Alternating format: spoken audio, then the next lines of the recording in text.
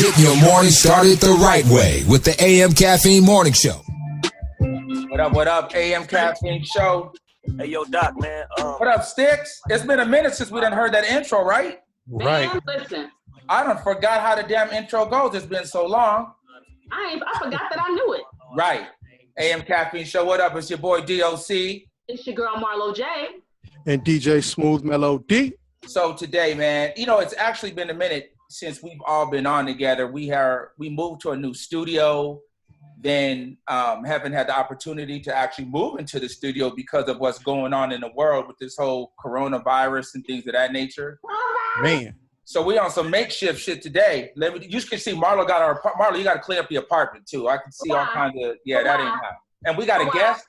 We don't treat guests like that, Marlo J. That's not how we do guests. Listen, what you see? My dress is okay. Now it's clean. Now it's clean. So today, Superman special guest. Let me tell you about this guest today. Not only is he been nominated for some Grammys, multi-platinum artist, and been just acclaimed for so many different things, but it's really special because it's an anniversary for him. And they have been in the game this long, but not look like he's been in the game this long. Because he still look like he like 19, 20. He looks samesies. The one and only multi-platinum artist, songwriter, Carl Thomas is in the building today, man. Whoop, whoop. Wagwan. Yes, Guan. What's up, Carl, man? I haven't seen Carl since. Man, how you doing? We got to hang out Grammy weekend. We went to a club, Yeah. right, Carl? Yeah, we got a chance to hang out after the ceremony. That's right. Yeah, I was actually out there. I was actually out there doing Clive's Grammy party, Clive Davis's Grammy party. Oh, yeah. And how was that? Like, get invited there. Exactly. Trying to get in the Clive's party, that's like trying to get into the White House, ain't it? It's like there's no joke. No, it's not that hard. It's not. Well, I mean, for you, right. Yeah. I'll be at the door and they'd be like, "Excuse me, can you step aside?" Thanks. No, that's not that hard. A lot of good people, but it was fun. Right. So, Carl, man, 20 years since your first debut album, right? Emotional. Yeah, Does man. Does it feel that long? Does it feel like it's 20 years? I mean, it definitely feels like a different me. A different me. I look back on, who that guy was, and a lot of the content that was going on in my life at that time. I can look back on it now and laugh. Right. Because the dynamic between men and women. No woman, likes a complaining man. No woman likes that. But with the emotional album, I found a poetic way to complain and get my gripes off, and still have the women accept my complaints. Right. You wrote most of the album, or all of the album? No. I had co-writers, but the majority portion of the album was written by my own pen. So I was able to. Because of that, I was able to, use my own paintbrush and marry what my vision was, with Puff's vision. That album was special because it was Puff's vision married with my vision with Harv Pierre's guidance. Nice. And just doing it that way, in the beginning, it was so experimental. It was just like, whatever, let's just try it. Record this record or that record. But we recorded a lot of records for that album that didn't make it, that didn't make the emotional album. One day, I'm gonna. You're gonna have to release some of those. Yeah. We need that. Some of those records, very, very, real interesting, man. Interesting. It's not like those records. It's not like those records weren't good enough, you know. But just kind of, you know, you can only have so many records on an album. I think that album had about 17 joints on there. Right. And you know, we recorded maybe 50, 55 records.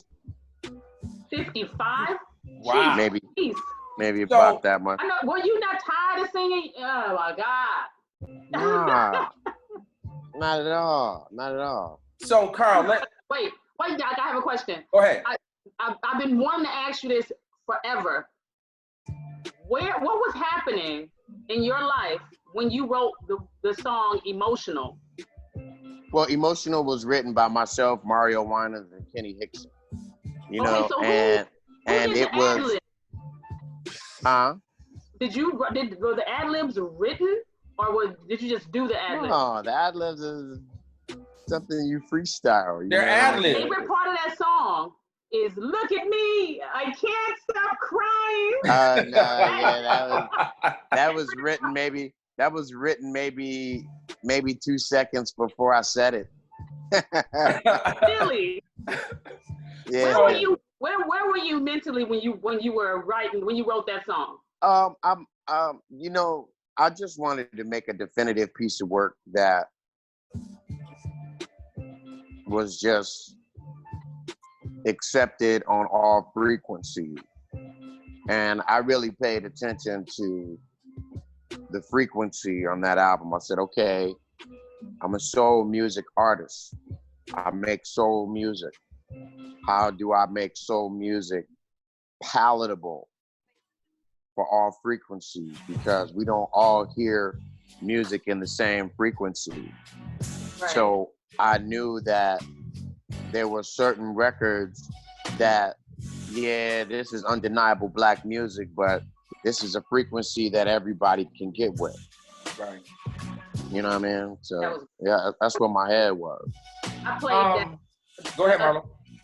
The other day, like literally last week, I played that. In my job, we had a battle of the playlist, and we had 10 songs we could play. I started with Emotional, and I ended with Summer Rain. Oh, wow. Just to put a button on it. Right. So, Carl, take me back to being from Chicago, making your way to New York. When you got to New York for the first time from Chicago, what was your plan on becoming an artist? Like, did you know? Well, I mean, there? What was your move? Well, when I first got to New York, you gotta understand, I was 16, turning 17. You know what I mean? And I was just happy that I could wear any color that I wanted. Hey. Yeah, I was say no more. Say no more.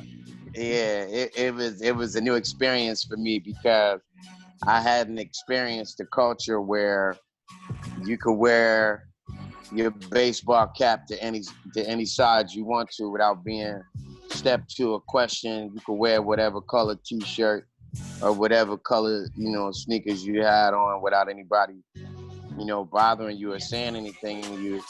You know, I lost my mind when I got to Brooklyn. You know what I'm saying? Streets. Yeah, it was freedom.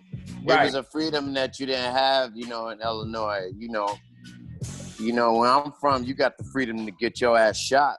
Right. You know what I'm saying? That's what free. you got. That's what you. Yeah, that's free. Take that. Yeah. You know what I mean?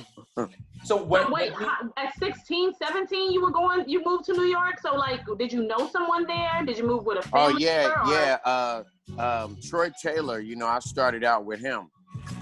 Troy Taylor and the Characters. Yeah, absolutely. You know, Troy had absolutely. And Chuck Groovy, that's my man. That's my man. You know what I'm saying? Well, they had a publishing situation, and it wasn't a big situation, but it was a foot in the door. Right. You know, it was an opportunity to write some records and get some placements and what have you.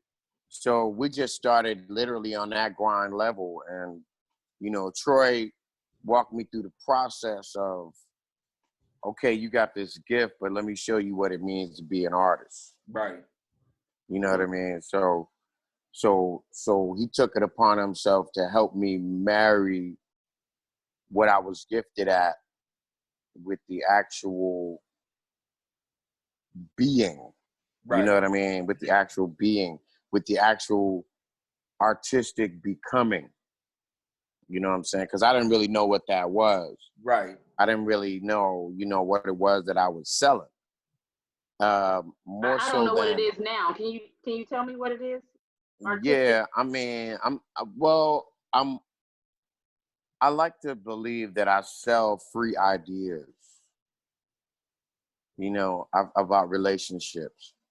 When I use the word dimension, I simply mean angle. Mm-hmm. That's all I mean when I use that word. Gotcha. So I just wanted to add a different dimension, you know, just a different way of looking at it. I don't think that as far as, you know, the whole man-woman relation thing goes, I don't think that we give credence to all of the reflections of ourselves, you know. So emotional for me was to grant a reflection of how dudes get down for real. You know what I mean? Just, you know, because me, you know, I've been on all sides of the spectrum. You know, I've been the dog, you know, just dogging women out. I've been dogged by women, and, you know, I understand all perspectives, all sides of it. Right. I understand what it means to be extremely selfish and just, you know, running over your partner. And then I understand what it means to be extremely empathetic and to take on what it is that they're feeling. Mm-hmm. You know, so I just try to add a different dimension to it all, you know, and that's how I look at other artists. I used to kind of look at it as a, you know, competition thing, but in a fun way, in a sort of a fun way, you know. But the more I got into what it actually is that I was doing, the more I started to look at other artists differently. And it made it easier for me to use that word dimension with their music. Okay, so when an artist came out, I said to myself, well, let me see what dimension that they put me in, you know. This album, that album, you know, it's all about for me where it takes me mentally. You know what I mean? So that's what I consider myself doing. And that's what I'm selling. That's what I'm giving away. Right. You know, that free perspective or reflection. So when you were writing with Troy and the characters, was your idea the whole time to become an artist, or did you develop into that as they helped you with your songwriting? Yeah, it just developed into that. I don't think that, you know, I think that their perspective on it all was for me not to be one dimensional. Mm-hmm. You know, it was like, yo, let me give you an example of everything that you can be, you know, or the different avenues that are all under the auspices of the entertainment business that you can make money from. Mm-hmm. You know what I mean? So I never forgot that. You know, right. I never forgot that, and especially times like this, you know what I mean, where the live performances have been pretty much, you know, X'd out of the picture. You know, I have a lot of my artist friends calling me right now for ideas of trying to make money outside of the box. Right. Well, you should have listened to me before, you numbskull. Cheapers. Right. Yeah. Jeepers. Jeepers. Jeepers. Carl, when did you realize that, you know what, I'm a dope artist? Like, aside from, like, I can compete with the Well, other artists. for me, I had to learn that a record deal does not make me an artist. Exactly. I had to learn that, and how I learned that was, you know, before I signed to Bad Boy, you know, I was on a couple of other labels that I got dropped from. Mm-hmm. You know, when I was actually singing with a group before I went solo. And in those experiences of being dropped, because I think that that's something that every artist needs to know what it feels like, you know, to get that pink slip, like, hey, yo, look, we're no longer in need of your services. You know, it's like, You'd be like, what? What I do? What I did? yeah, you know, it puts things in perspective. You know, I don't care how talented you think you are. If what you're doing doesn't really fit the vision, that's why when you're doing business in the music business, you want to always marry what you're doing, marry your vision with somebody else. Mm-hmm. Or you always want to make your vision clear. You know what I mean? What it is that you want to accomplish. You always want to make those things extremely clairvoyant, man. You know what I'm saying? Right. Because that translates into longevity. Go ahead, Marlo. When you moved to New York, did you come as a songwriter or did you come as an artist? I came as a bum. Yeah, I came with a suitcase. I came with a suitcase and just showed up at my homeboy's doorstep like, yo, I'm here. What's going on? So when did you realize that you could write, or that? I mean, I was always, you know, I always considered myself to be able to put words together. I don't know if you call it a, you know, whatever, but you know, I was always linguistically gifted, shall we say? Right. Oh, linguistically, okay.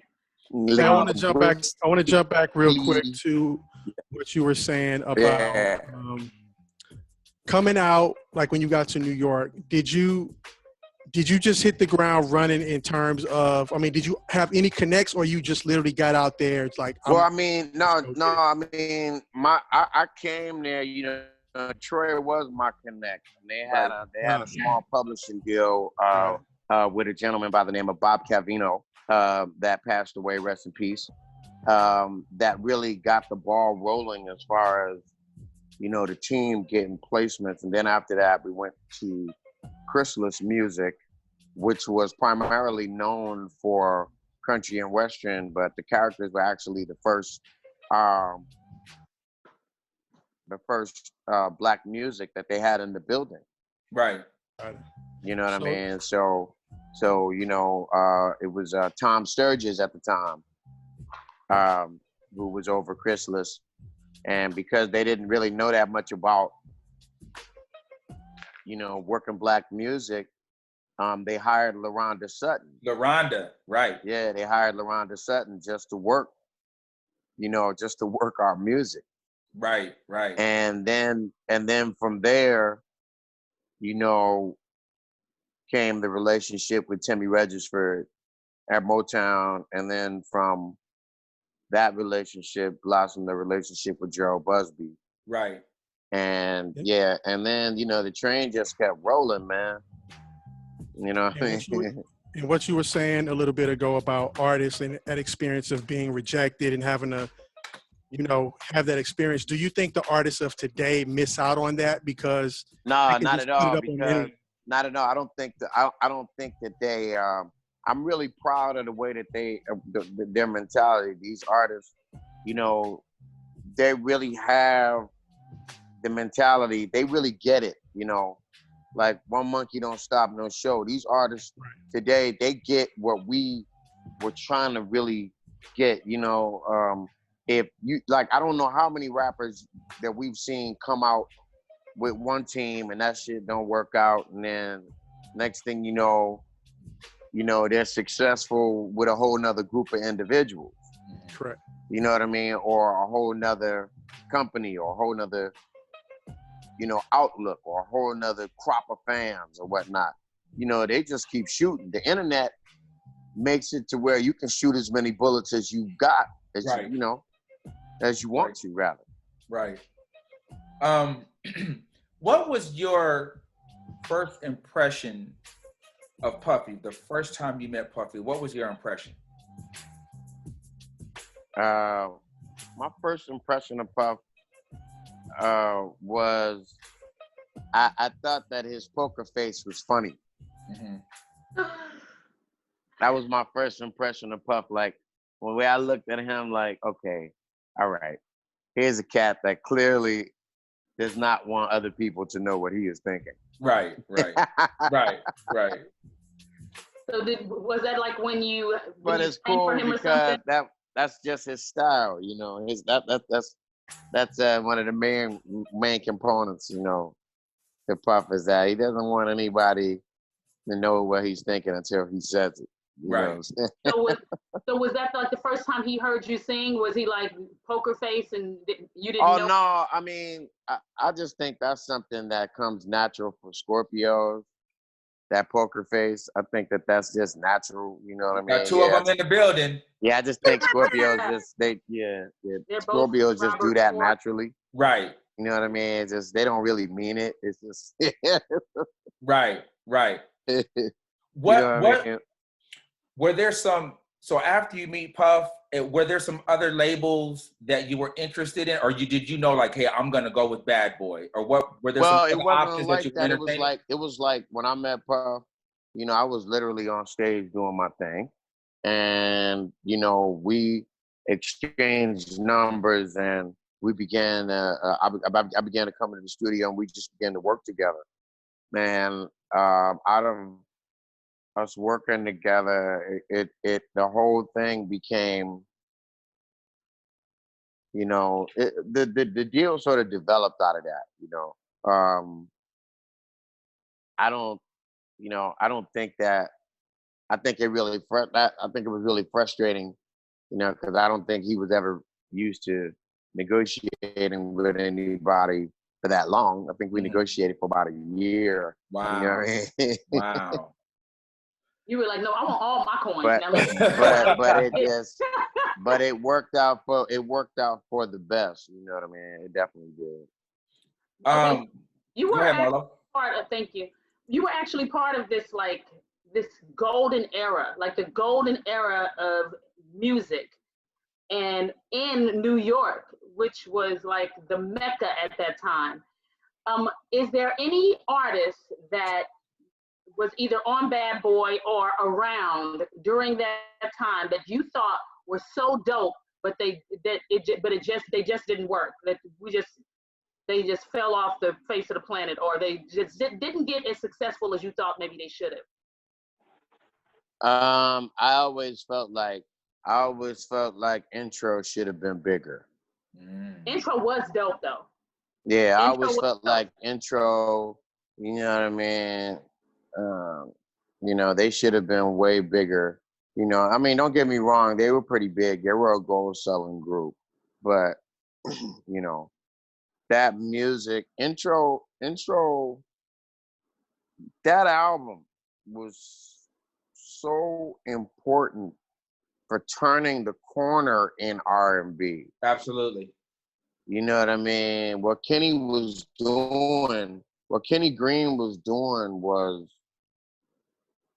I don't know, Kenny just seemed like Kenny just kind of saw the future. When it came to writing music, and when it came to that R&B expression, he saw what it was going to be, where artists would try and take it. You know what I mean? So as far as Black albums, I don't care if it's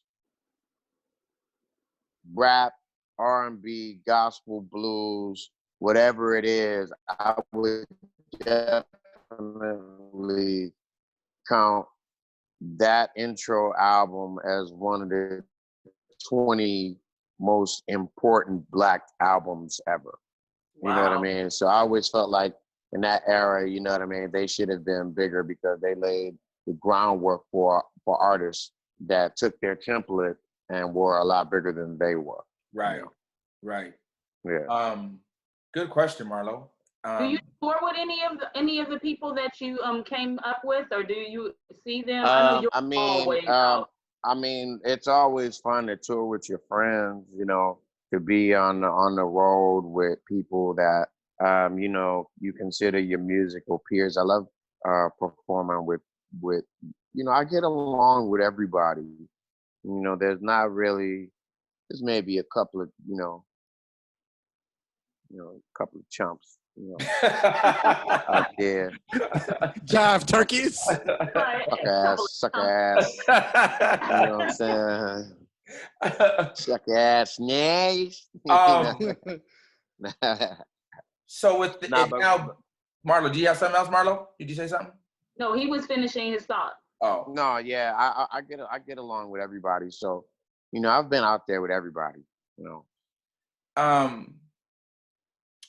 I Wish, which is to me just one of those songs that right when you hear the piano, it almost feels like, you know, when you hear Poison, like as soon as the beat kicks in on Poison, you know exactly what that is. Mm-hmm. I Wish, as soon as you hear those chords, you know just what that song is, and it becomes just so important for, I just think. Yeah, it's funny you say that. I feel the same way when I listen to TLC Waterfalls. Right. When I hear the beginning of that record. Yeah. Yeah. I feel the same way whenever I hear that. Exactly. So I Wish has that same feel, and it just puts you in this kind of mood when it comes on. Good group to be a part of. When you first heard it, and shout out to Mike City, who may be calling in as well. When you first heard the song, where were you and what was your thought the very first time you heard it? I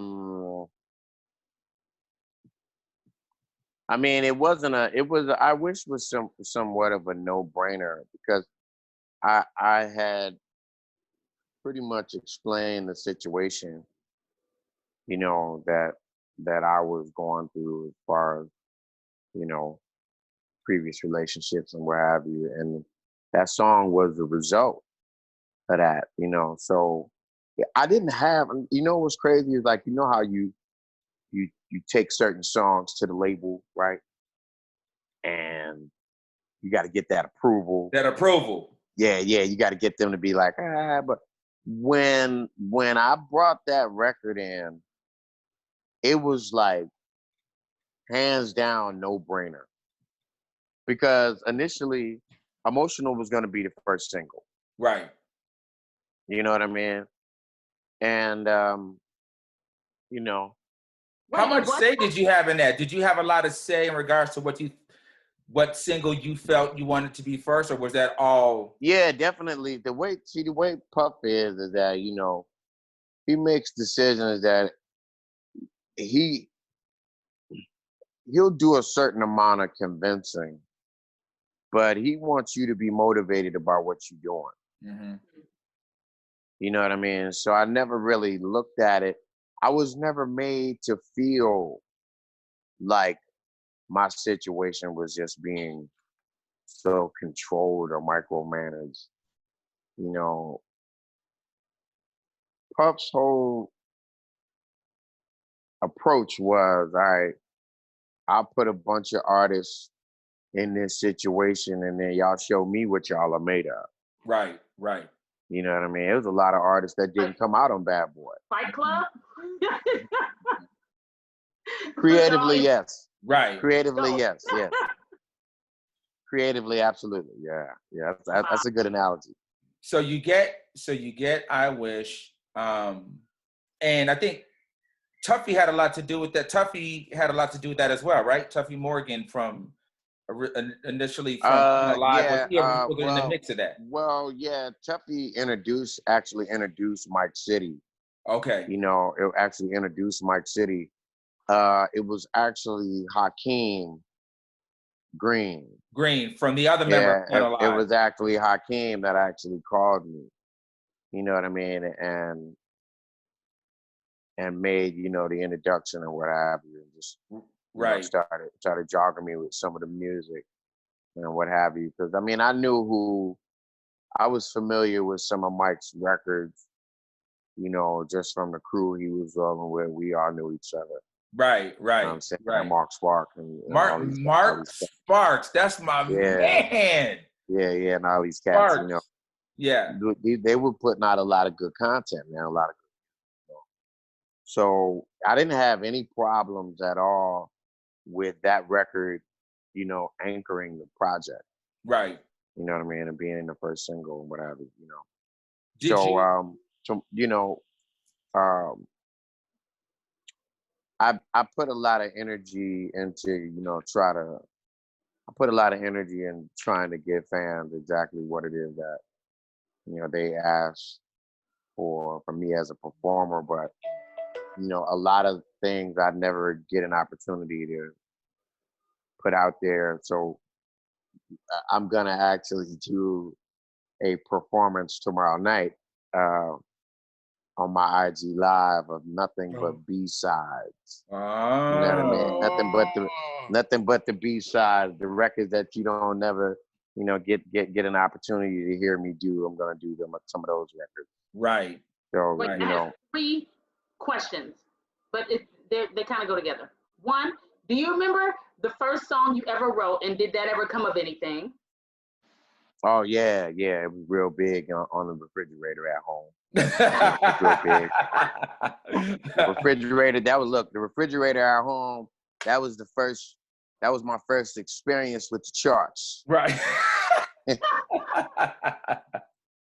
You know what I mean? My first song was called Stars, Cars, and Candy Bars. What?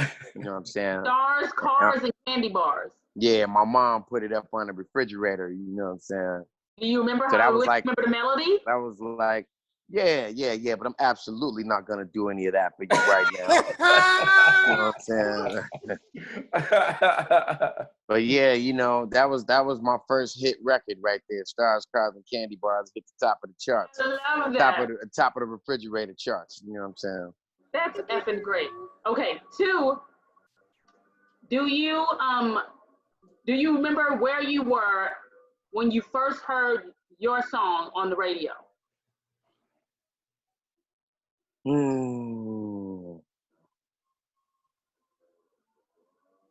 First couple of times it came on the radio, I turned the station. Why? Like when I first heard it, I said, "Oh!" Like I freaked out and just turned it off. Why? And then there's like, "Yo, you on the radio, yo?" And I wouldn't come into the room. Oh, you like Al Pacino? You don't want to watch yourself perform? Yeah, I never listened to my own music. Really? You know what I mean? Yeah, I never listened to my own music. You know, or I record it. Once it's recorded, it's a performance piece. Mm-hmm, mm-hmm. And when it becomes a performance piece, you live in the music. So you never at home just listening to your own joint. Like, R. Kelly what is did. that? Well, yeah, you know, R. Kelly has his own dimension, you know. His own dimension, right? Yeah, his own dimension. Yeah, he operates in a different realm, you know. Right. Okay. And that's okay. That's okay. That's okay for him, but not okay for our children. But 3. Oh no, not at all. and 3, do you remember where you were, or if someone told you that Jay-Z was going to quote your song in his song? Oh no, it was he just called me up one day on the phone. You know, it was really simple. It wasn't anything complicated. He called me up one day and basically was like, "Yo, you know, this is," and I was like, "Yeah, you know, whatever, you know." Yeah, what are you gonna say? You gonna say no to Jigga? Like, yeah, go ahead and do that. I mean, it's not even Man, you know, it's honorable mention. That's cool. Right. You know what I mean? That's cool. I mean, I didn't really, you know, look at it like that. Things like that are flattering. You know what I mean? Right. Very flattering, you know, for someone to, you know, think of your body of work in that manner, you know. Absolutely, because I know that to this day, the DJ will, in the middle of that song, he'll break away and play your song, and then Right. come back. And come back. Yeah, it was, you know, it's real cool. It's real cool to be thought of in that manner, you know, but you got to stay focused on what it is that you're doing there. You know, a lot of people, you know, they develop marble, you know, at this game when they really not meant to be in it. You know, but when you're really meant to be here and you're really meant to do what you're doing, you know, just things like that just really feel natural. You know, they just feel like when I was a kid, like I didn't watch television in the same manner that my brothers and sisters watch TV. You know, they saw it as, you know, they marveled at the artists that they saw on Soul Train and American Bandstand and all of that. And me, I was impressed, but I looked at it as, I can do that, you know. Right. Yeah, you know, I can do that. I looked at it as something tangible, you know. Yeah, something tangible that I could actually reach out and touch. Right. So I never really struggled like other artists struggled, because struggling was always a point of perspective. You know, the way I looked at it is everything I was going through was preparation. You know what I mean? For that big step. Right. AM Caffeine Show. My man Mike City just joined us. Mike City. Produced I Wish. What's up, Mike City? Welcome to the AM Caffeine Show. Again. Yo, what's good? Mike isn't a friend. He's family. He's been on the AM Caffeine Show in the past. Too. Yeah, we go back many, many years. Well, this is my first time seeing him since I've been here. Oh, okay. Hello. Well, there it is. City. I'm Marlo. Hello, Marlo. How are you? I'm very well. So, City, we felt that it was appropriate for you to come on because, you know, this is the 20th anniversary of this iconic album, and your contribution and what you brought to the table for this album is so huge. And we were just talking to Carl just about the first time that, you know, he had the opportunity to hear the song and he knew it was special and knew it would help be the anchor to push this song. What drove you, like, what was your inspiration behind just doing that record, behind writing it? Like, how did that come to you? It's a real story, man. First of all, the album came out 20 years ago, man. It's incredible, man. Carl let me sneak on that album. You know, I snuck on the album at the very end. Why you say snuck? How you snuck? How you sneak on the album? Yeah, because I told him the album's done. I told him that Emotional was set to be the first single. Yeah, like he had enough records for the album for sure. Yeah, it's a lot of. I literally snuck. I snuck on the album, and yeah, like it, and so a lot of records. Yep. Yeah, so he did a lot of recording. So I snuck on the album. So while we was getting that done, it's crazy because basically in the I Wish session, he got You Ain't Right done. Right? He was like, I had the other joint. He was like, man, we're gonna do that right now. We're gonna just do it right now in this session. And I don't know where was that Electric Lady somewhere. You was like, yo, we gonna just do this right now. And look, the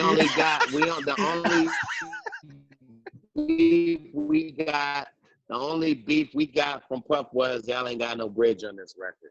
And right, so we had to go make a bridge. Yep. And once we put the bridge on it, it was an absolute go. Like Puff didn't even say nothing. He just put the thumbs up. Yeah, man. He was like, let's go, man. So it's like, I snuck on the album, but it's like he let me get 2 because he was like, we got done. I think we started I Wish at Sound on Sound. Then we went to Electric Lady and Hit Factory. Some type of way we was mixing up with those 2 studios. Because I Wish was Electric Lady in the C Room. But we started at Sound on Sound, remember? Because you did the backgrounds one night late, like 3 o'clock in the morning. I was like, yo, you really about to sing? You was like, hell yeah, I'm about to sing. Yeah, I usually don't sing that late. And You I was like, started I'm the getting up background singing that vocals night. You was like, yeah, we gonna do the backgrounds tonight. Let's go. like 1 a.m. or something like that. But I remember It was the middle of the night, yup. Yeah. So yeah. by the time we got our Wish done, we had time left over. And he was like, man, we doing that. You ain't right. So he told the engineer, he's like, pull this up. So we was able to get that done. And he's right. Puff was like, man, we need a bridge. We knocked the bridge out, and that was it. It's really hard to believe. It's been 20 years, man. It's like, it's crazy, man, because I remember the release party in New York. I looked across like, yo, this joint is really gonna go crazy. When you look over and you see like LL, Nas, and Noriega, and all these rappers singing I Wish word for word. And I was there. yeah, it was crazy. And God bless the dead. Yeah, that's right, Marlo. You were there. That's right, you were there. Yes. Rest in peace to my old lawyer, Reggie Osei. So Reggie was standing next to me, and Reggie tapped me. He said, yo, do you know this record? He said, your career is officially starting. He said, trust me, be ready. He said, your career is officially starting. He said, look over there. He said, you got LL Cool J and Nas and all these people singing the word for word. And it was just crazy because I knew the rappers liked it anyway because Carl, when Puff had the listening party at Daddy's house, I walked out with Jay-Z and Dame, and Jay grabbed me. He said, yo, do you know what that record make me feel like? He said, it's like, I feel like I'm back in Brooklyn. He said, Jay was like, I feel like I'm back in Brooklyn on the bus with my mom. He's like, yo. So I'm looking at like this is like 90, this is like 99, and this is like Jay-Z and jumped off, right? And he was like, yo, that Cartel's movement is crazy. So, and then Dame was like, yeah, that joint is, he said, that's hard, James was like, that's Harlem right there. You up in Harlem with that one, baby. You know what I'm saying? So we kind of was getting the feeling I wish what it was I considered I Wish the last record of the Uptown Sound. Mm-hmm. Yes. Yeah. You know what I mean? Yeah, because the Bad Boy sound, that, the Bad Boy sound is really an extension of the Uptown sound. Right. Yeah, right. because what Puffy said Uptown first, right? Yeah. Right. No question. All our lineage is Uptown, definitely. I've always been Uptown Annex. That's why Jimmy Love is my man, Andre, and I'm like, I've always been Uptown Annex anyway. Right. So it's like, I'm like Uptown Extended. They'll tell you that too. So, and I'm glad you're on City. So Carl, you've put out 3 albums, 2 on Bad Boy. The 3rd album was on Bungalow, which City you did a lot on. You almost did that whole album, correct? On Carl's 3rd album. But the thing about that is, and Carl can go into it further. Carl was really trying to record then just to really like keep his energy in the music business, because for a while he wasn't even really wanting to mess with it no more. And he could go into it. That album, that's so much better album. Go ahead, Carl. That album really wasn't gonna happen. You know what I mean? That album really wasn't gonna happen because. In what way? Well, because I was still really just coming back, from my brother's murder, and I wasn't really focused on being an artist at that time, and it was my conversations with Mike, like, yo, you really need to, get back on this bike and start riding again. Right. You know what I mean? So he really came to me, Mike, and along with Gerald Busby, they came to me with with a plan and a layout to do the album. And I thought it was a wonderful idea because me and Mike would just be getting records off for nothing anyway. Mm-hmm. You know what I mean? We just be recording records. Yeah, he come in town do a show. He'd be like, "Y'all will come over do a record." Yeah, we coming over. You know what I mean? Yeah, real quick. yeah. We, you know Yeah, what like I mean? literally. Like I spent Literally, like we spent a lot of spare time in Sherman Oaks. You know what I'm yeah, saying? like Right. he's like, I got a day off. Let's get in and do a record. And really, we Yeah. started just getting joints like that. Like, let's do a So record. it only made sense to have to create a boat, you know, for that music. Right. Gerald Busby is, but I just see him as Tank because that's the only thing that I know that he looks like. From the New New Edition movie. Edition. I hit Tank about that too. I was like, yo, you really looking like Gerald in that movie, dog. With the little fro.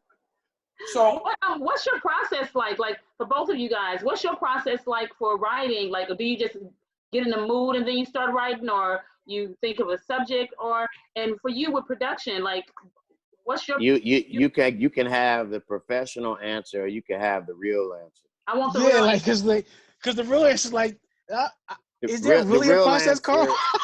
The real answer is, how can we be flyer than them niggas? Yeah, like, you know what I'm saying? Like, so that's the real like, answer. I mean, you know, if you, the whole thing is to really be fly. I could sit here and say, well, you know, I have my crystals situated in such a manner that the moonlight shines through my rose quartz. Yeah. And I get an inspiration. Right. I get an inspiration. I could go through all that, but that's not really how it happens. You know what I mean? We might burn some incense, but we don't need it. Yeah, like, you know, we burn incense, but we don't need it. You know, I don't know. Yeah.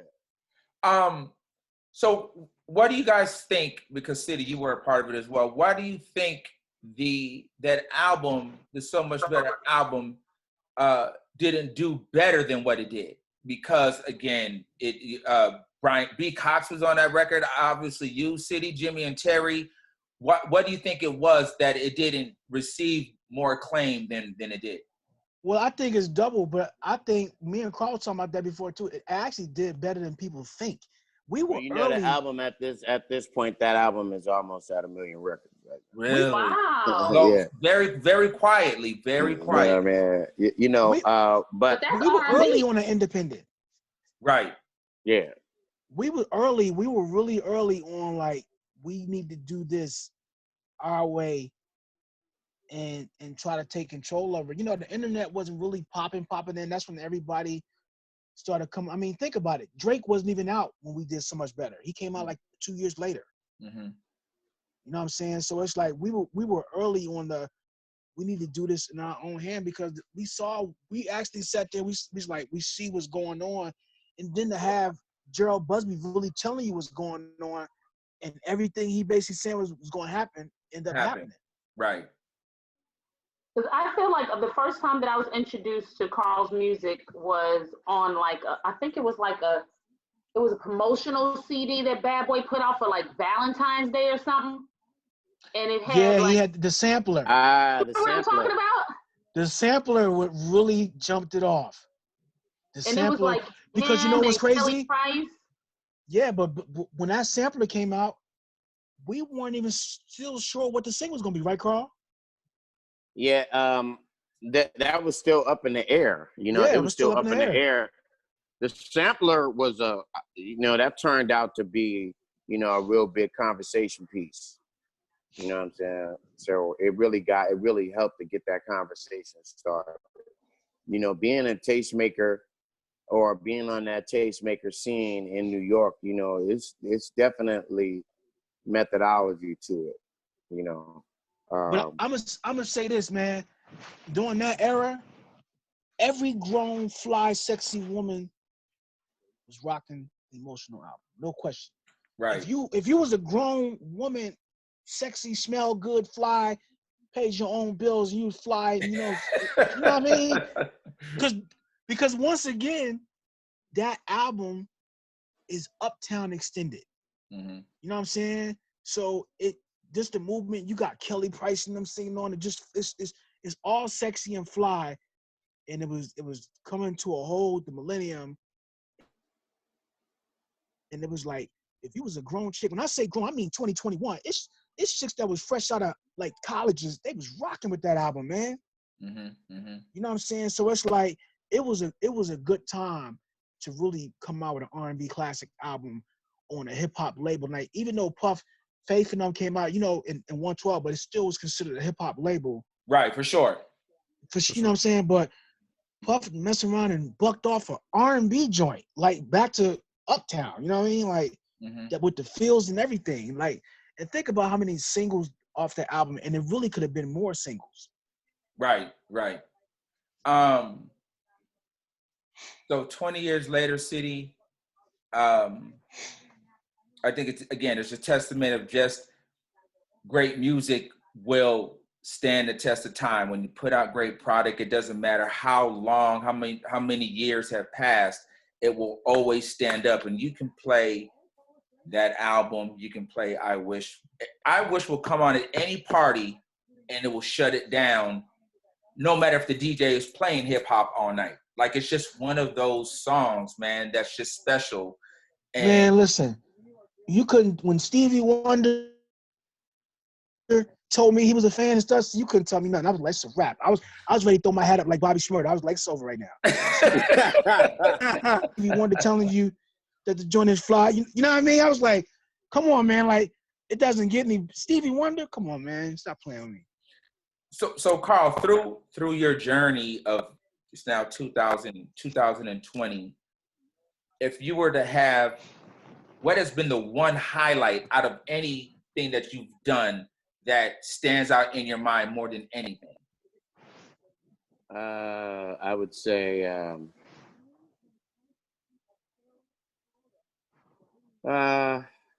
it would have to be Stevie Wonder doing a surprise private concert for my birthday. Wow. That's incredible. I think that would have to be the most, the most standout. Wow. And how did where was that at? At a little hole in the wall club in Hollywood. Right. It was really, really cool. It was a great surprise. But I have a lot of great memories. And I'm yet making memories, you know what I mean? I'm yet making new ones, but, it's really a blessing to be able to look back on the path that I've had. Right. I definitely understand that grace looks different to different people, but what I have experienced is definitely a result of God's grace. Right. So, absolutely. What's your approach now when you're writing? Is your process any different? So much time has changed, and so no, it's still the same. Not at all. Still the same way. Not at all. Yeah. I mean, I think the only thing that's really changed is the sounds that you use. Right. Right. The sounds that you use to create. Maybe those sounds have been modernized. Maybe the structure is a little bit more simplistic. Yeah. Songs are generally shorter now too. Yeah, they're a lot shorter, by a minute or so. Right. You know what I'm saying? But then again, you guys' songs were a lot shorter than the 12-inch versions of all the songs that was out before then. True, but everything. Yeah. But you know what's even crazier? Like, cause right now in 2020, anything goes. Like any sound could pop off. Right. I agree. Anything goes. It's literally like any sound could pop off. But it was just fun, man. Like it didn't happen, man. But it's like Michael Jackson was a fan of I Wish. I was supposed to get at him. We never got in. But I got I was inquired about, I guess, for the Invincible album. He loved that. He loved I Wish. No, seriously. Right. No, I can believe it. Carl knows. Like, you know what I'm saying? So And then Luther Vandross, like me and Luther, we sat down, we chopped it up. We're supposed to get in. I think Ron Gilliard that brought him through, but we didn't get in because he was torn, and then he got sick. So we never, you know what I'm saying? We never really got to get in. But it's like so many OGs love the record, man, from like Barry White to, you know what I'm saying? Like just to have the OGs love the joint, man, you know something went right. You know what I mean? Because absolutely. you talking about OGs, you know what I'm saying? Like I never really got to chop it up with Prince. I think Carl did, but but the OGs be paying attention to what you know what I'm saying, what you're doing and everything. So it's like, I definitely had some interesting run-ins with Prince. You know, you know what I'm saying? So they know. yeah, he was definitely about anything that helped move the culture along, and but you said so run he was in really encouraging. like there's more than one. Please tell us about one. Say it again. You said run-ins like there was more than one. Just tell us about one. You gotta remember, Prince is a fan of music though, so it wouldn't be above him to pop up in the crowd. Yeah, he popped up in the most interesting places. I was doing a private party at a building in New York that was once Club Life in the Village. You remember that? You remember Life in the Village? Vaguely, I do. Yeah. Yeah, and he was literally in that little club at the end of the bar with dark shades on, just watching the whole set. And afterwards, one of my homeboys said, "Hey man, I want to introduce you to somebody." So I walked over and there's this little guy putting his hand out, you know, like, but he ain't put it out like he put it out like a brother. Like, right. He put out like, hey man, what's happening? Man, you know, man. But that's all, you know. It's a blessing to have those that stamp of approval from, you know, individuals on that level, you know. My brother, you know, the late great Joe Levert, you know, Joe. Of course. Joe really schooled me a lot and had a lot of conversations with me about just what to do and what not to do, how to handle the moment. You know, he used to talk to me a lot about that, how to handle the moment. You know, how to not let the moment get away from you. Right. You know what I mean? How to get the most out of it, man, and what have you. So I definitely count myself, you know, fortunate to have those hands on my career. Right. Hey, Doc. Yes. Gerald Levert is one of the best dudes I ever met in life. Wow. Really? No, he was really, Carl can attest, he was really. Right. There's nothing about you, Doc. Never. Like, no, but he was literally that type of dude. And he would chop it up with the younglings, you know what I'm saying? Like, and one time he just came through and he's like, City, what you doing? I said, I ain't doing nothing. He said, meet me at the Lamatage. So I go and meet him at the Lamatage. We get there, I'm there with him and Joe, security. I jump in the car, we end up in Brentwood. I might have even told Carl this. We end up in Brentwood at some fancy house. I don't know what was going on. All I know is a half an hour later, I'm doing karaoke with him, Mike Tyson, Bill Maher, Bill Clinton brother, and some other actors. I was like, what is going on right now? I'm not lying, yo. Bill Clinton brother. I'm like, yo. I'm like, Bill Clinton's brother. What was your karaoke song? I don't know what was going on because I probably was sipping something, messing with Joe. That is hilarious. But I was like, yo, I'm doing karaoke with, and you know, some eye candy. I don't know what's happening right now. All I know is me and Mike Tyson over there battle. I'm like, this is crazy right now. That is what's pretty going random. on? But Carl knows Gerald's that type of dude. You know what I'm saying? Like, he's that type of dude. Like, he just big on energy. He was just really big on energy. Wow. So Carl, also, he was the type of dude, he would come in town and come through. So Carl, what music do you have coming out now? I know you're working on a project, I think, about your dog or about dogs. Is that correct? Yeah, It's taking a life of its own. I'm actually doing a project that is all about the relationship between people and their pets. You know what I'm saying? So it's just a different perspective. It's actually a component of what we do as artists that a lot of artists unfortunately tend to step over or miss. You know what I mean? Because as artists, as an artist, you only have the responsibility of being expressively entertaining. Outside of that, you have no other responsibility. Mm-hmm. Right.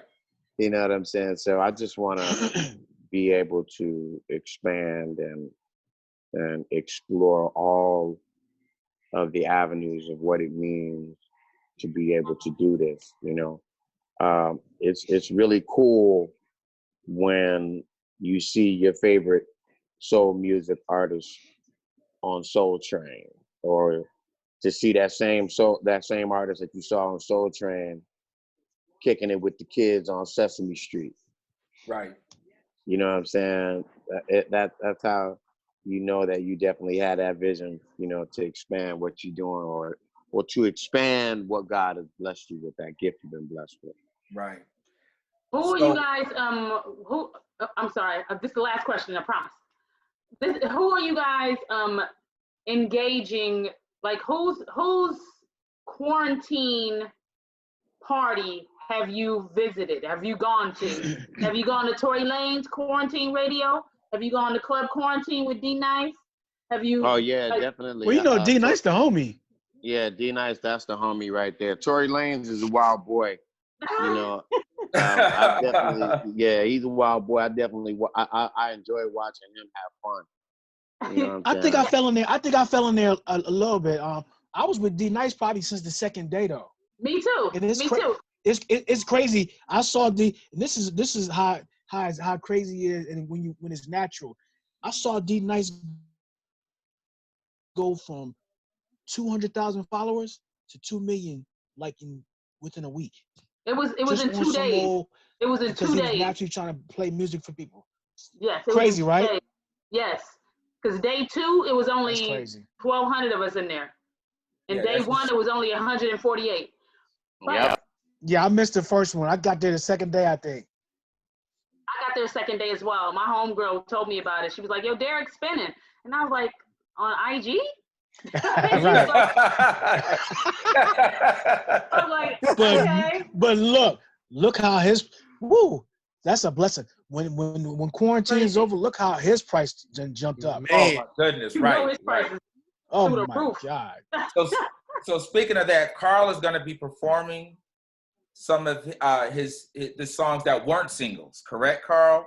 Yeah. Tomorrow night, I'm just concentrating on the B-side. Right. Oh, dope. You know what I mean? Just the B-side, those records that you know, you listen to. You know, I like to say, you know, while you're in action, shall we say? Right. You know what I'm saying? And when can we expect if new music? Do you have a timeline, or you just kind of I'm gonna release a single this summer, quarantine or not, I don't care. Right. You know what I'm saying? I'm still putting it out there. Along with a video. I'm going back and forth right now with my team, you know, trying to make a definitive decision on what that song is going to be, but it's definitely going to be something that I consider to be, you know, the correct statement, shall we say it. So when you look at it, you'd be like, okay, right. CT made the correct statement. Right. You know what I'm saying? Right. Yeah. Man, so cool. I appreciate you coming through with the AM Caffeine show. We've been trying to make this happen. So actually, this Corona thing kind of helped bring this together, because I know you're not on the West Coast that much, but we really appreciate this, and definitely congratulations on this milestone of 20 years of this iconic album. So dope. Hey, man. Doc, I appreciate you for having me on, bro. For real. You know what I mean? Absolutely. Smooth D, I appreciate you, man. Marlo, it was good to see you again, sweetie. You know what I'm saying? Mike 20 City, you know how years. we do. Yep. You know? 20 But I joints. appreciate everybody. And once again, you know, join me at Carl Thomas Now on Instagram tomorrow night at, you know, 11 p.m. Eastern Standard Time. You know what I'm saying? So we're going to have a real good time. You know, I want it to be an evening event for everybody. Right. You know what I'm saying? So, yeah. Appreciate You you know, so much. Go ahead, Marlo, before we wrap it up. What's you said your Instagram is at Carl Thomas Now? Carl Thomas Now, yeah. And what's yours, Mike City? Mike City.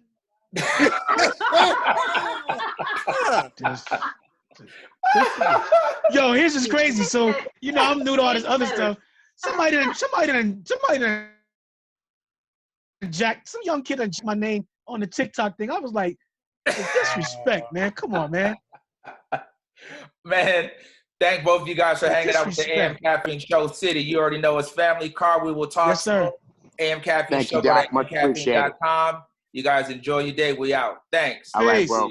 One. Peace.